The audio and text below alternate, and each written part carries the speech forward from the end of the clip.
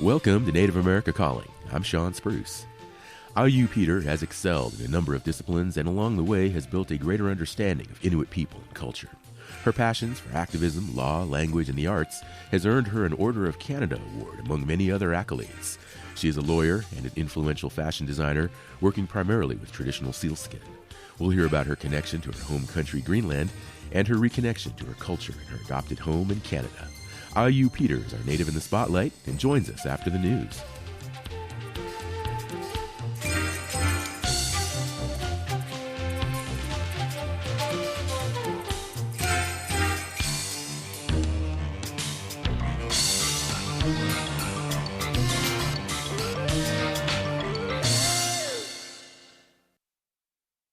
This is National Native News. I'm Antonia Gonzalez. A bill in the California legislature seeks a formal apology to Native Americans for the state's role in atrocities committed against Native people during the formation of the state, including forced removal from their lands, bounties for their heads, and other violence. Native American Assembly member James Ramos introduced the bill seeking the apology from the legislature and courts. The bill also requires a plaque to be displayed in the state capitol to memorialize the apology.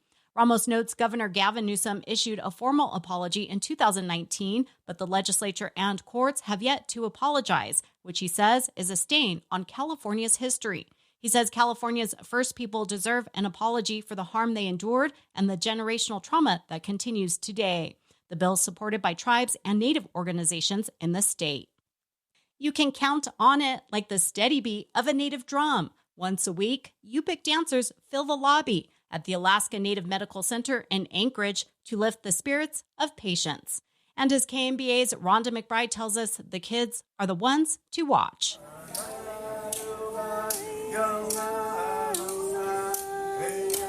These days, we mostly see Alaska Native dance groups on a stage. But in the hospital lobby, the dancing is not meant to be a performance. Instead, a shared experience. The rhythms are almost hypnotic. Yet the dancers are fully present.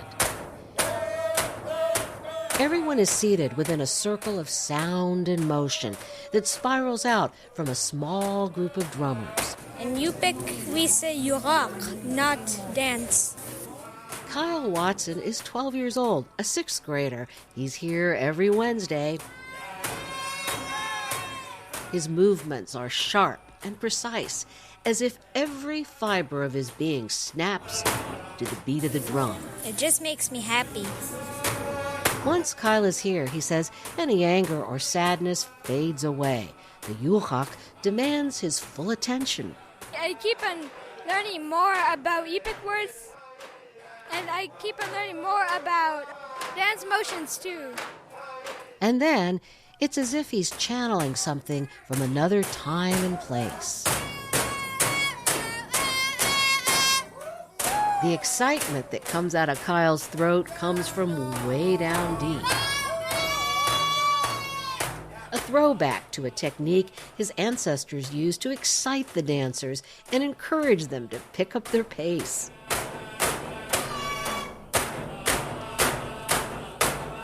Kyle's grandfather, Percy Alexi, usually stands in the back of the room to watch. I'm proud of him. He makes it fun.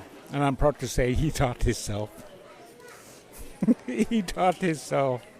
Kids in their most pure form can do anything, and they could never do wrong. Asi Gayakayak says this dance gathering is going on its 16th year, and by far, the best part is watching kids like Kyle. In Anchorage, I'm Rhonda McBride. And this is my final sign-off for National Native News. After more than 20 years at Kawanik Broadcast Corporation, I'd like to thank all the tribal and public radio stations, stringers, and especially to the listeners. I'm Antonia Gonzalez.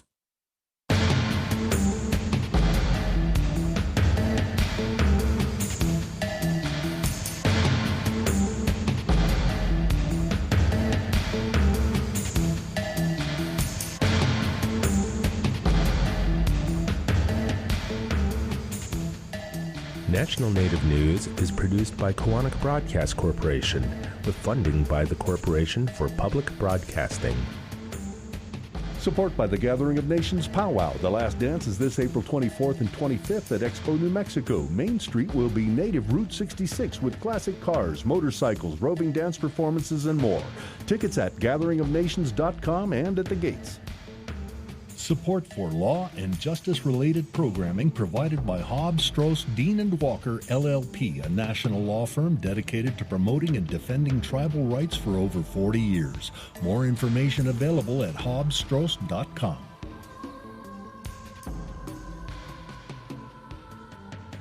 Native Voice One, the Native American Radio Network.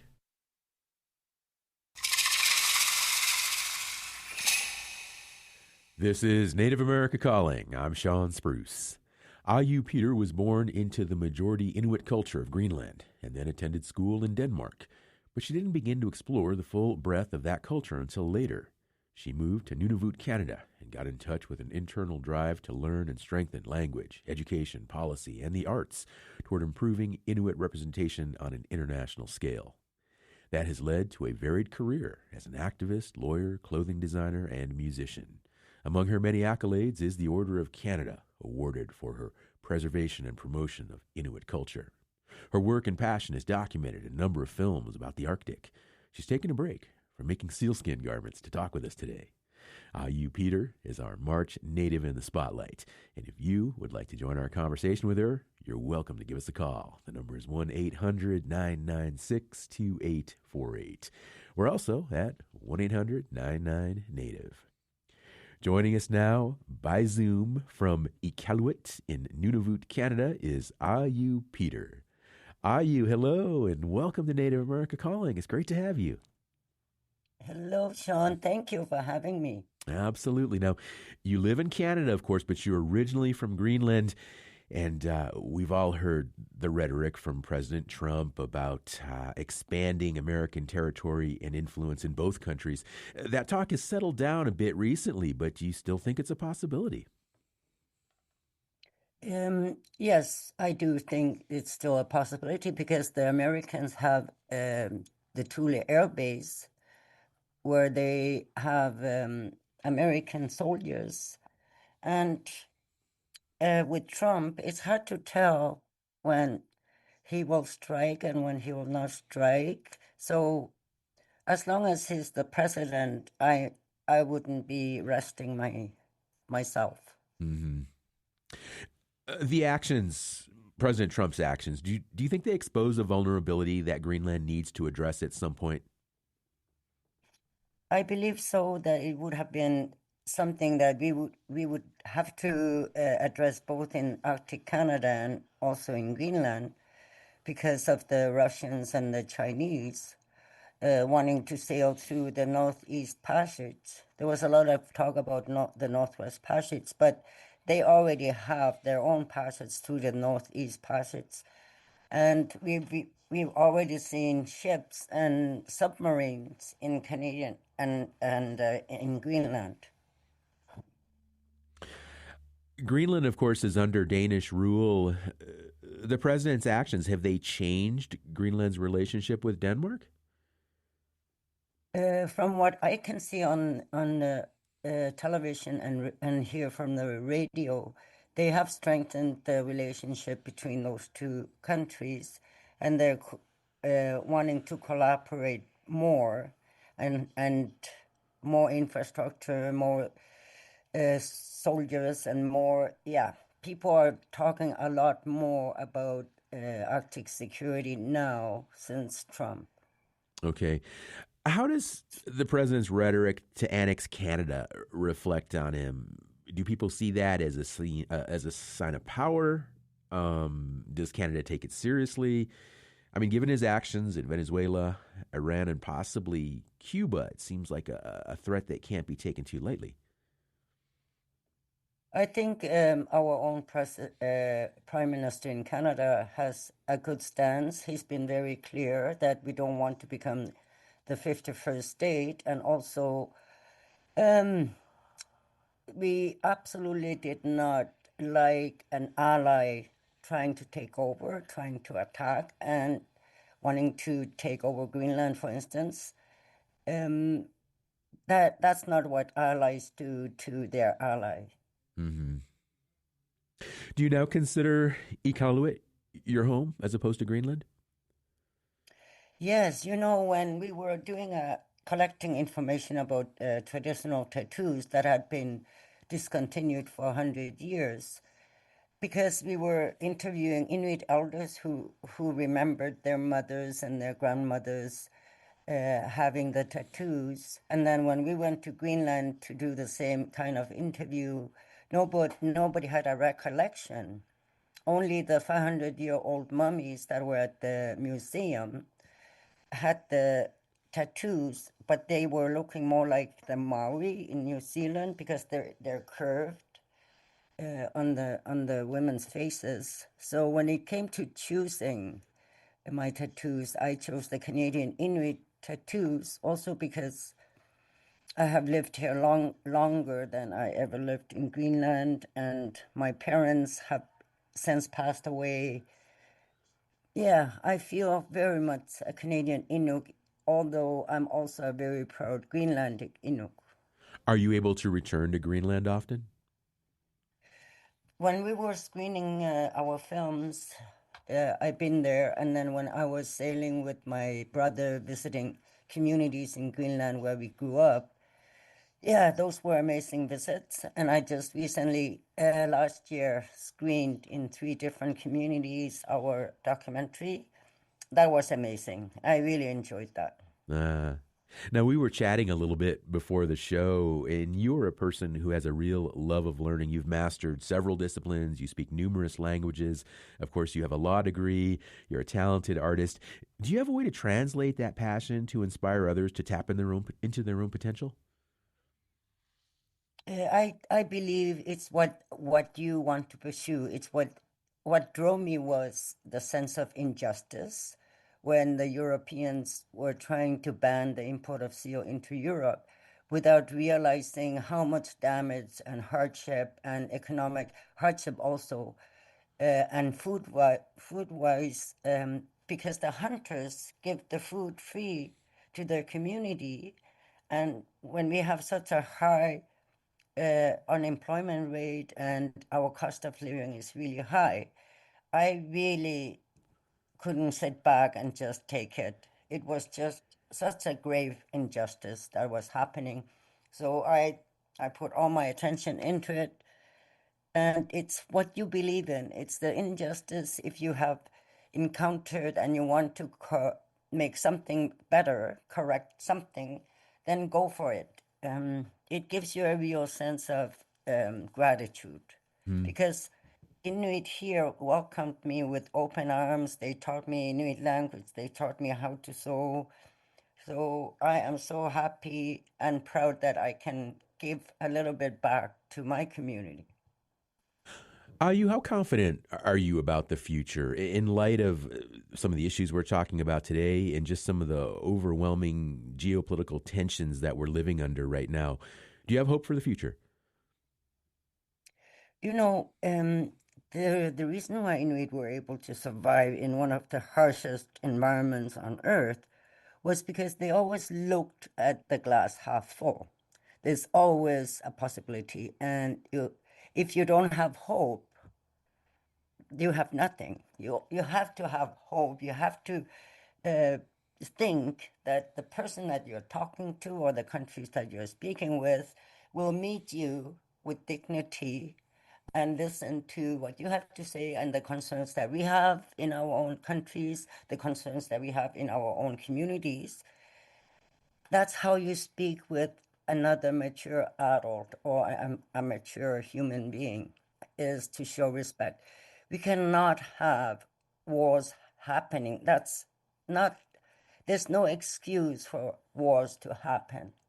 People have the ability to communicate, and we can settle disputes, we can settle differences if we are only willing to forgive and to listen.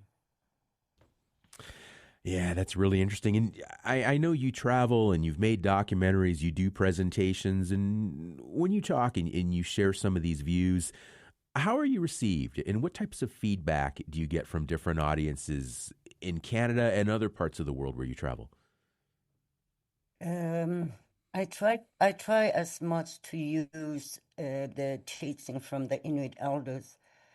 I do get angry, and then I become very stern.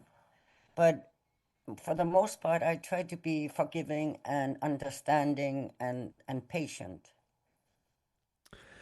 Yeah. Yeah, this is really fascinating to listen to you and have this conversation today. I want to welcome listeners right now to join us. You can pick up the phone, and our number here to the Albuquerque, New Mexico studio is 1-800-996-2848. Just pick up your phone.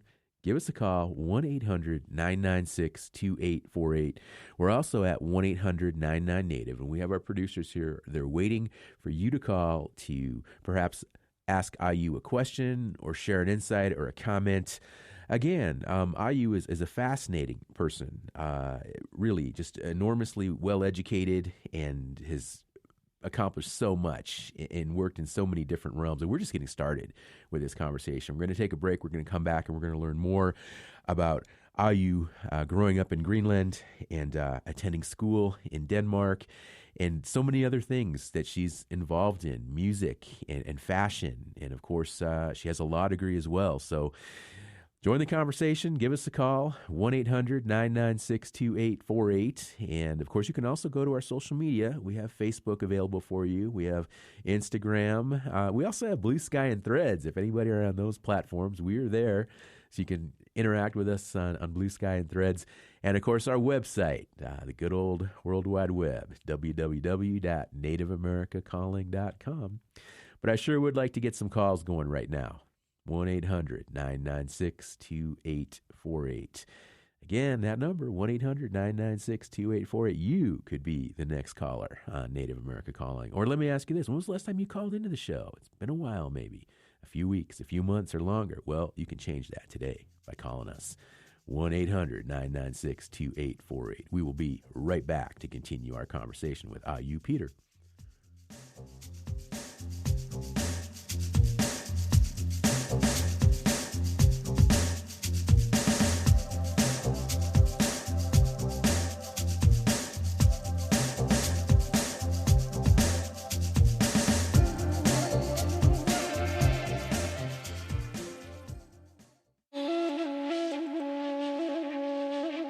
Lobbyist Jack Abramoff pleaded guilty to swindling tens of millions of dollars from newly successful gaming tribes 25 years ago. It was a political scandal that also brought down more than a dozen others. We'll revisit Abramoff's crimes and any changes since then to reform the lobbying landscape to prevent the same issue from happening again. That's on the next Native America Calling.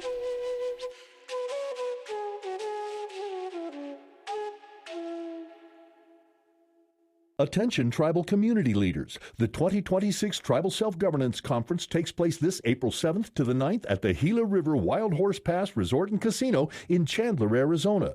Tribal delegation meetings using AI, Indian Health 101, land stewardship, tribal values-based communications training, understanding the tribal-federal relationship, and more, all at one convening. The full draft agenda and registration are available at tribalselfgov.org, who support this show. We're glad you're taking time to listen to Native America Calling today. We're talking with Inuk activist, lawyer, educator, and designer Aaju Peter. She is our March Native in the Spotlight. If you have questions or comments to add to this conversation, call us, 1-800-996-2848. Aaju, you grew up in Greenland and you attended school in Denmark. Tell me about your upbringing and how it shaped your earlier relationship with your culture and your language. Well, I was born in northern part of Greenland, not just the high north. And I had my grade 1 in Greenland. And then because my father was a preacher and a teacher, we moved every 1 year, 2 years, 3 years. We moved around a lot. And then when we were living in southern tip of Greenland in Nanuktalik, I was 11.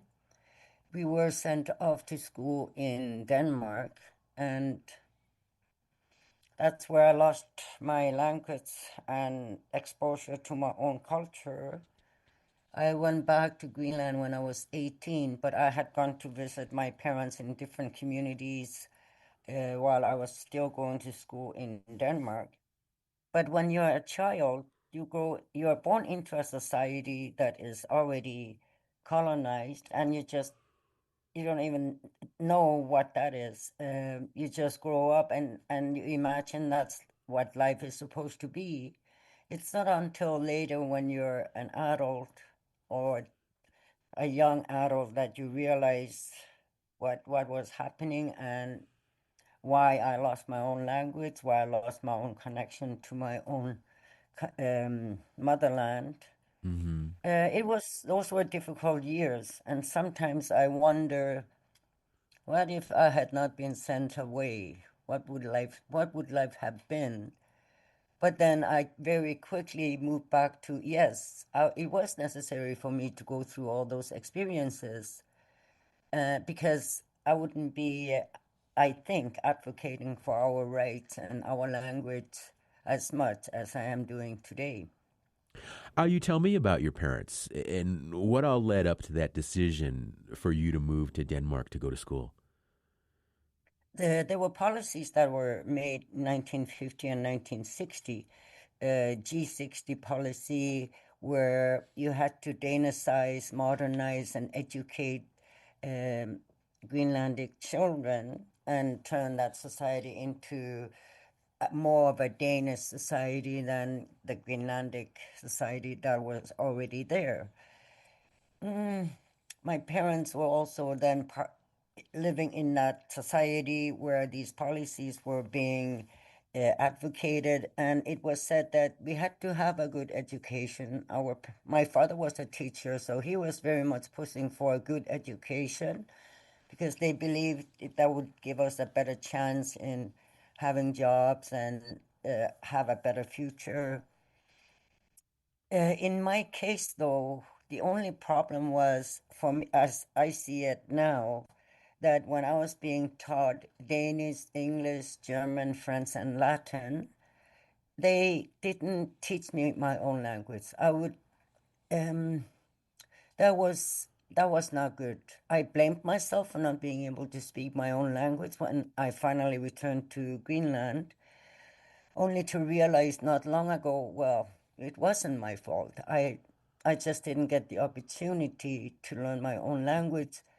So then when I moved to the Canadian Arctic, where it was safe for me to learn the language, people were so happy. Oh, you can say this and you can say that, and it was a safe place to learn, and where people were happy to teach me both the language and the culture.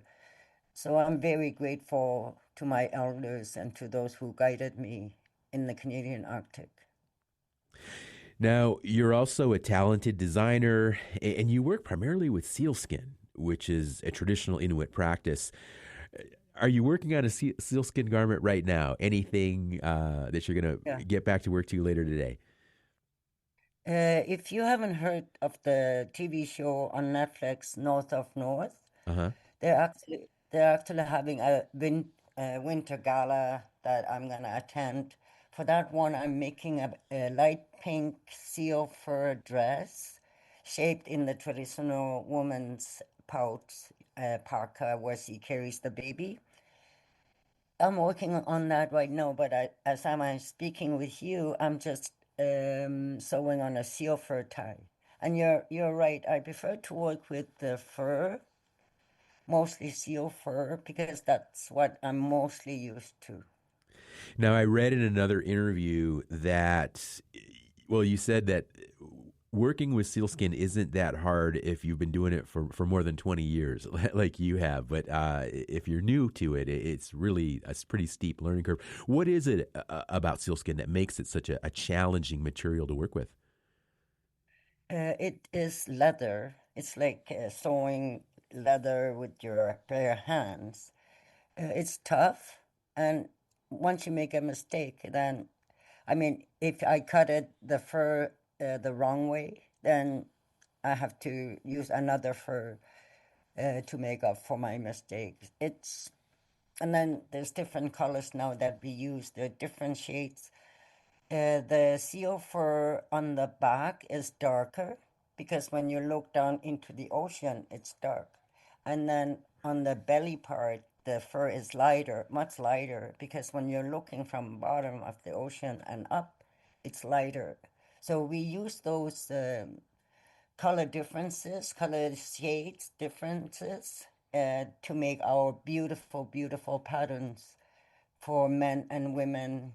The children and boys' clothing are shaped differently because in -60, you have to dress up. It's all fur. You have to be able to tell if it's a boy or a girl. So our designs are very much girls and boys, different designs. Okay. Now, you spoke out against a ban by the European Union on sealskin products, and there are also advocates for that ban that say it prevents cruelty to animals, reflecting on how sealskins are harvested. What's your take on that? When we were protesting their legislation going to Europe, they were telling us that it's immoral to kill a seal. And then they proceeded to ban the import of seal and seal products into Europe. But now they're realizing, oh darn, we are having an overpopulation of seals ourselves. We are having an overpopulation of different kind of animals on the land. And now they're thinking, their saying has changed to, it's no longer immoral for us Europeans to kill these animals, but now it's immoral to make any use of these animals. So that's where the legislation is now.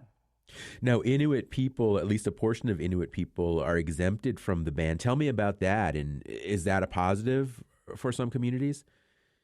It has been impossible to sell anything to Europe because of the requirements that they have put up. And for us, it was an empty box. If the market has crashed already, and if people have this bad taste of decades and decades of anti-sealing campaigns on television, on radio, the desire to own seal fur has dropped, and people are afraid to wear seal fur. But fortunately, in Canada now, fur is coming back. People are starting to use all refurbish and remake old parkas, old furs, and people are slowly taking back the use of fur and also seal fur in Greenland and in Canada. I don't know how it is in Europe today, but we haven't been able to open up any market into Europe, also because the parliament has not done what it was supposed to do.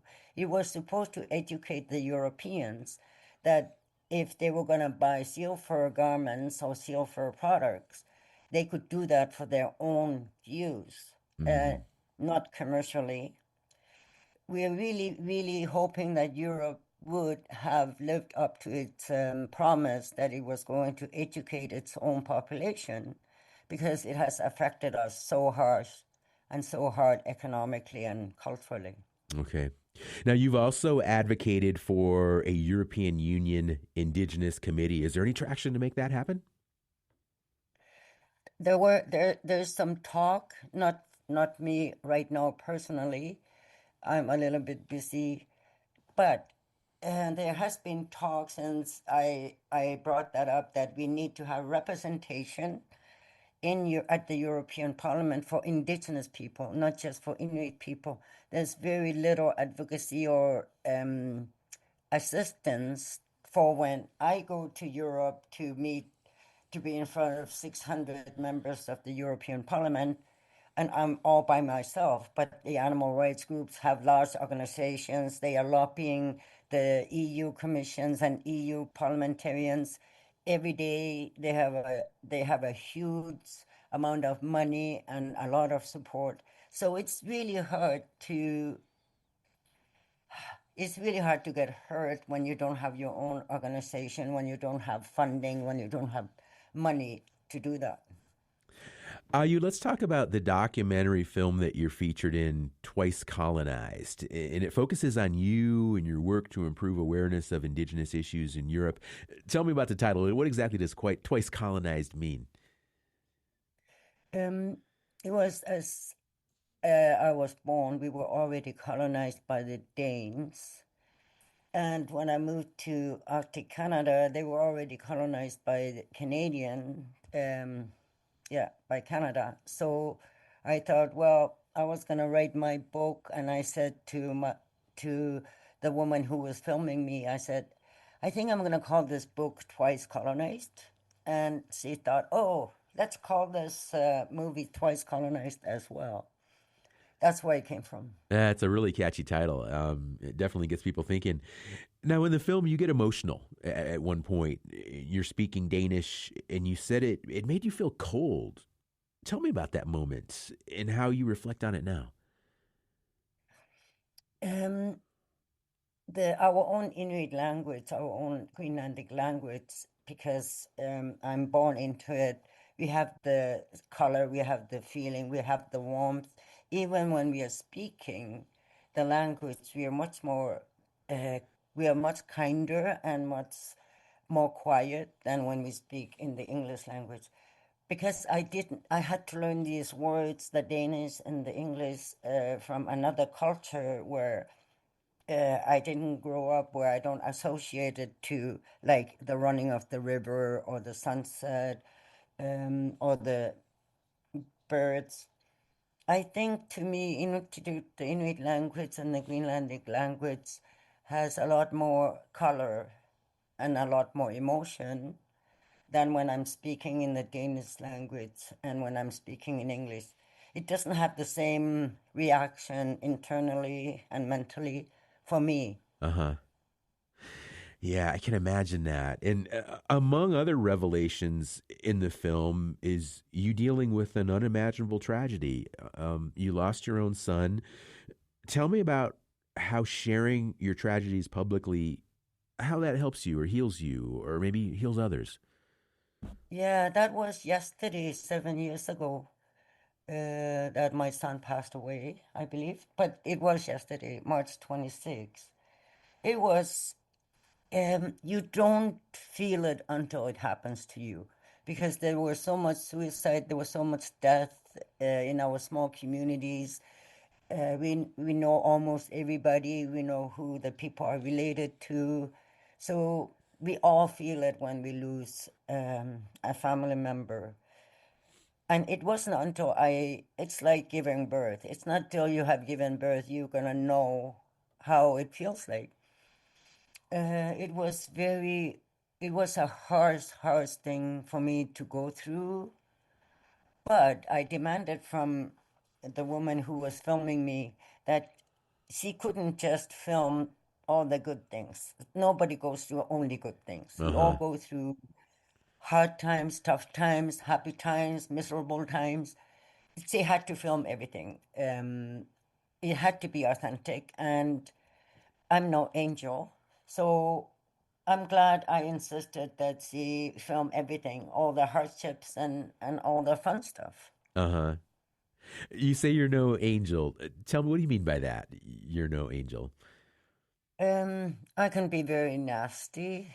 Uh-huh. So don't anybody think I'm collected and kind at all times. No, I can be quite unfriendly. Uh-huh. Now, you're not affiliated with any particular group or organization or office, but do you have any political aspirations? Have you ever thought about running for an elected office? You know, if I had to lose my temper and just be nasty as an elected official, I wouldn't do really well. I wouldn't last very long, because if I had to sell my soul, for instance, I wouldn't be able to do that.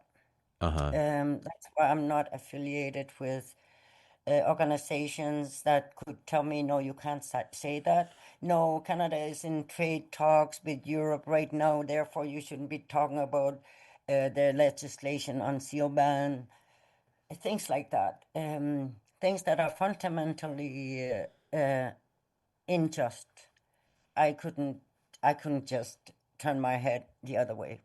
I talk to other people who say similar things, that to run for elected office, you've got to be able to compromise. You've got to be able to walk a line, and sometimes you have to compromise your own values a little bit. But do you think it is possible at some point or in some situations that you really could be an effective elected leader but still be able to advocate for yourself? Or do you think the system is just so overbearing that you've got to play the game and you got to play by those rules and there's just no way around it? I tried to work for the government. I lasted 3 months, and that was 3 months too long for me. I don't think I would do well as an elected person. Mm-hmm. It's easier for me to, of course I haven't tried it. It's easier for me to, as an individual, to stand up against something, but I'll think about it. I could tone myself down a little bit to be able to work with legislations and stuff. Tone it down a little bit. Well, we're going to take another break here, but we'll be back very shortly, and we're going to continue this conversation today with Aaju Peter. And we've got the phone lines still open, still waiting for at least one caller today, and that could be you, 1-800-996-2848. Ask Aaju a question, maybe about sealskin or activism issues or what's going on with Trump and some of this rhetoric we hear. Tribal Development Partners believe strong infrastructure strengthens tribal sovereignty. Through the 105L lease program, TDP helps align federal funding systems with long-term tribal priorities. More at tribaldevpartners.com. Proud to support this show. Ready to expand your reach and inspire change? Kaufman & Associates crafts culturally grounded communication strategies for Native audiences. More at kaufmaninc.com. KAUFFMANINC.com. Thank you for tuning in today to Native America Calling. Let's continue now with our conversation with Aaju Peter. She is an Inuit language and cultural educator and an outspoken advocate for Inuit representation. Still time to join us, 1-800-996-2848. And Aaju, I want to ask you about your music, because I watched a really, really cool video of you on Facebook performing, singing, and playing a guitar. Where does that all fit in with all of your other passions and priorities? My older sister and my older brother, they had a guitar, and every time they were going out, my younger brother and I were young, every time they went out, after they tell us, don't touch the guitar, guess what we did? We would run for the guitar and play with it. And yeah, also Greenland, the population produce more music, more CDs and more music per capita than any other culture. So we love singing, and we love getting together and sing. So I brought my guitar here to Canada when I came, and that's how we teach our students, the Inuit and non-Inuit that are learning the Inuit language. We teach them songs, Greenlandic songs and Inuit songs, and we love it. We love singing with our students. That's a great way to learn a language too. Yeah, that's really cool. Aaju, we've got a caller on the line. This is Michelle, who is listening to our show on Keeley radio station.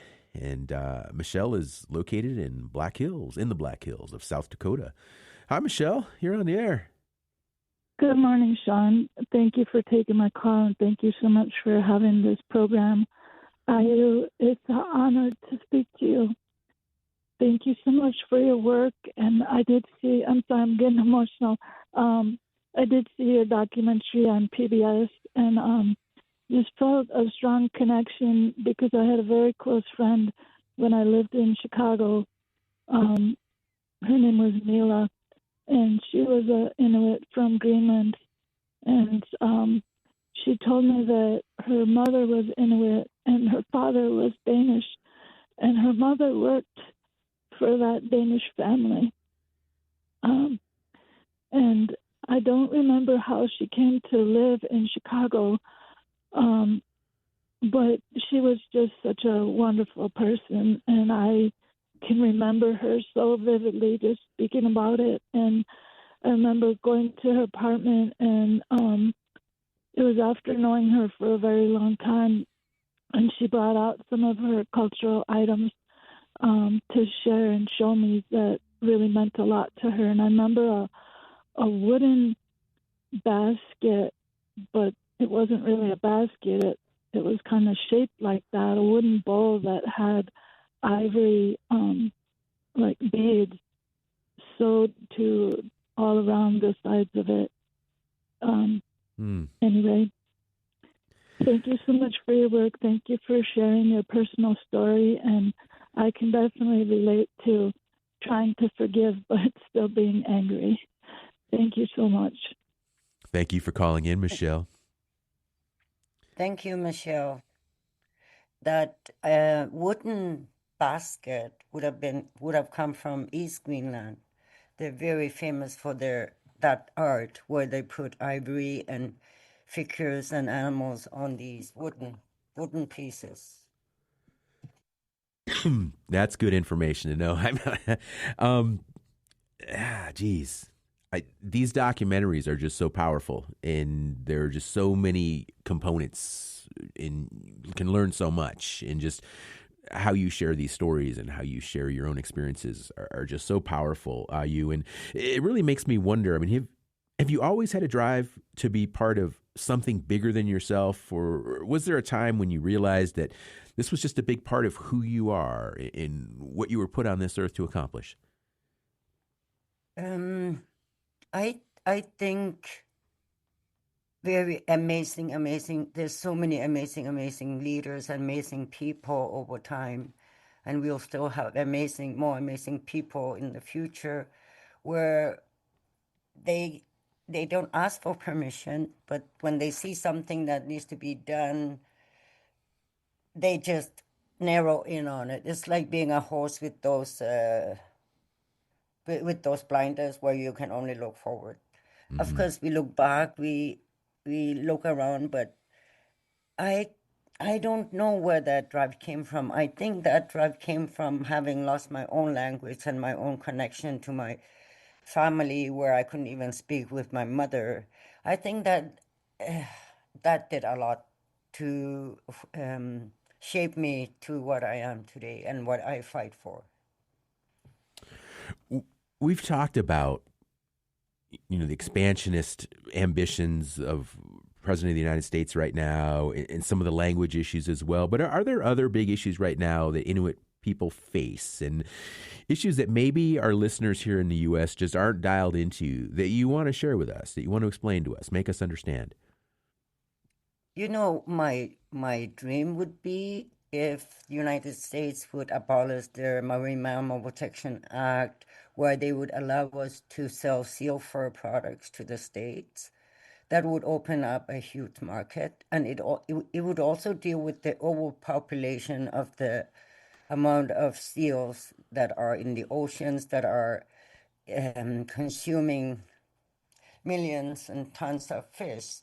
So it would do a lot for our environment that we are all fighting to live on and survive, and we shouldn't have overpopulations of fish that are eating so much, overpopulation of seals. But also our issues are, we are so distant. Our communities are so small. Traveling around in the Arctic is quite expensive, and the cost of living is high. We need a lot of housing. Yeah, there's so many other issues that it's hard to just focus on one issue. Okay.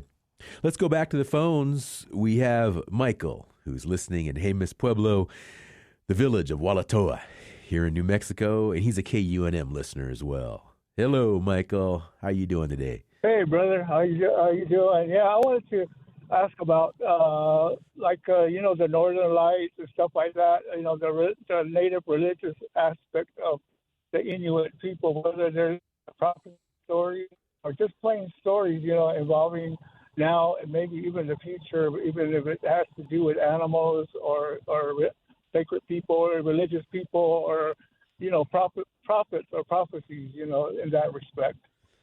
Ah, good question, Michael. Thank you for calling in, brother. Northern Lights, Aaju, stories or legends or artwork, maybe. I'm curious too. Yeah, we did have our own faith and our own taboos before Christianity came to the Arctic. And when the tattooing was discontinued, when we were collecting the stories about the importance of the tattoos and the meaning of the tattoos, it turns out that the facial tattoos of the woman is to welcome back the sun. In the high Arctic, the sun disappears for 2 months in the wintertime, and then the women are there to welcome it back. They hold special ceremonies because without the sun, there's no new life. And we sing a particular song that says, I am so happy that I shall be alive again. For the hand tattoos, they are to show respect for the sea goddess that provides all our food. This is a female, a girl who lives down at the bottom of the ocean, and the shaman has to go and comb her hair in order to untangle her hair. But also, when we are not following our own traditions, when we are not behaving well, she will withhold the food from us. So we have to show respect for the sea goddess. We have to show respect for the sun and all the other significant body tattoos that we have that have a particular meaning for us to live properly and for us to continue in the afterlife, so that we're not stuck in between Earth and the afterlife. You work to raise awareness of colonization, and that is a term that we use a lot on this show. And we have a lot of guests who talk about colonization. And here in the States, it might have one meaning or several meanings, but I'm curious about what that term means for you and where you are in Canada. I heard this once before when I was in Denmark, not too many years ago, and it made perfect sense. Colonization is where somebody walks into your house and they start moving things around and they start telling you what language to speak and they start telling you what to eat, and how to conduct yourself in your own home. That's in short what it means. Okay. Geez, I think my wife might be a colonizer, but I don't want to tell her that. Okay. Are you Inuit in Canada? Do you think there's a stronger voice in their own fate than they did when you first came to the country years ago? Times have changed, yes. Time never stands still. We learn every day. I can only speak for myself. I've learned so much more. I thought I knew everything, but as time goes, I am realizing that I know very little of things that I thought I knew anything about. So I think we are all learning and we are all trying to move forward. Yeah.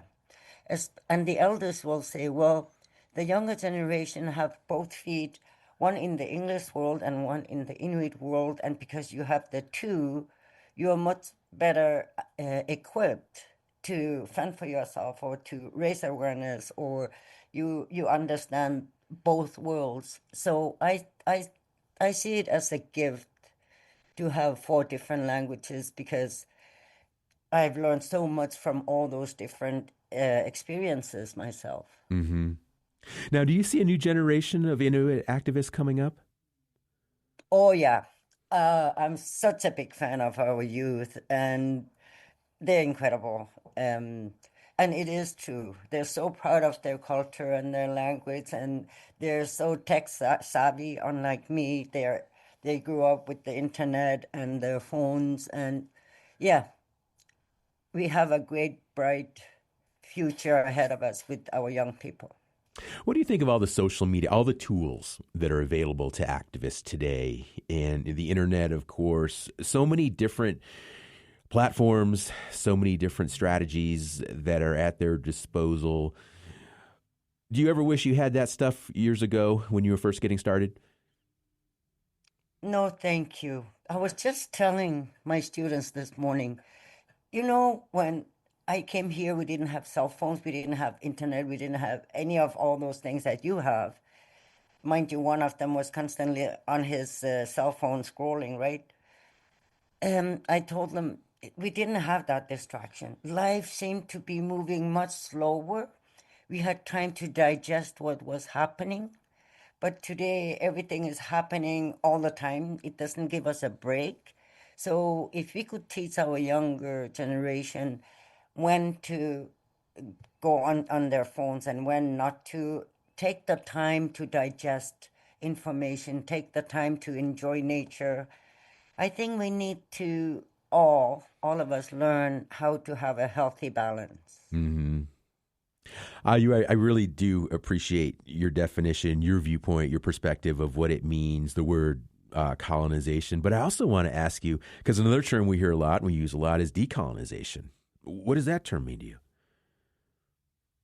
You know, when I was taking law, it dawned on me, where is this thought coming from? Where is this value coming from? How come I'm thinking like this? It turned out that every cell of me, every being of me was so colonized that I had to start questioning, where is this thought coming from? Who is making this decision? Why am I doing things the way I'm doing it? But it doesn't take just the colonized people to decolonize.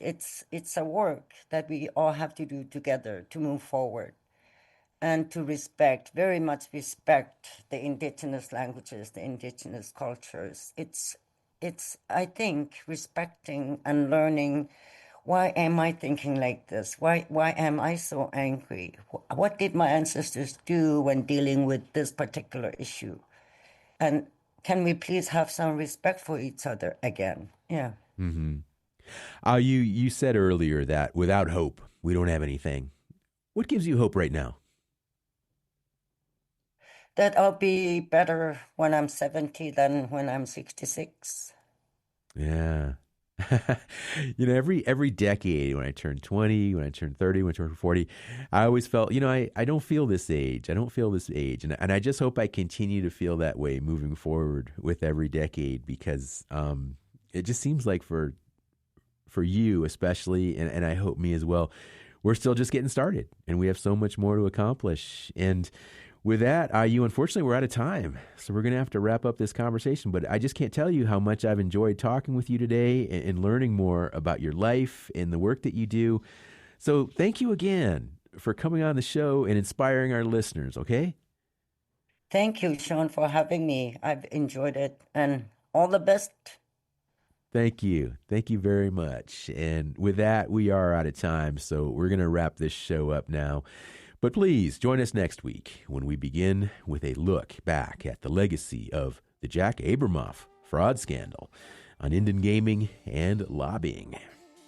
Our executive producer is Art Hughes. Our producers are Andy Murphy, Sol Traverso, and Joe Thompson. Marino Spencer is the engineer. Sho McPolin is the digital producer. Nola Daves Moses is the distribution director. Bob Peterson is the network manager for Native Voice One. Clifton Chadwick is our national underwriting sales director. Antonia Gonzalez is the anchor for National Native News. Charles Sather is our Chief Operations Officer. The President and CEO of Quantic Broadcast Corporation is Jacqueline Salee. Have a safe weekend. I'm Sean Spruce.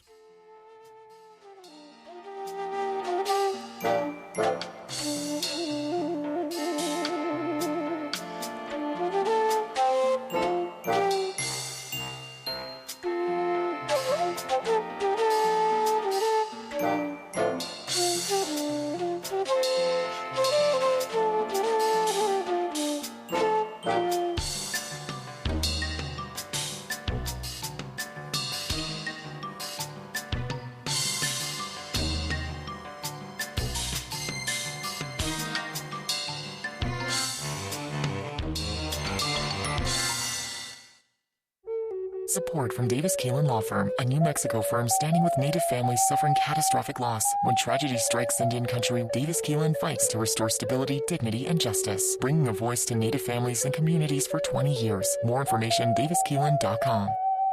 Support from Rodale, publisher of A Feather and a Fork, 125 Intertribal Dishes from an Indigenous Food Warrior by Crystal Wapipa with Amy Page Condon, and a foreword by Tommy Orange is now available for purchase wherever books are sold. Who protects Indian country? Amerind does. As the only 100% tribally owned insurance carrier, Amerind helps strengthen tribal communities by providing reliable insurance coverage and keeping dollars in Indian country. From property and liability to commercial auto and tribal workers' compensation, Amerind is here to protect what matters. Celebrating 40 years of serving Indian country. Learn more at amerind.com. That's AMERIND.com.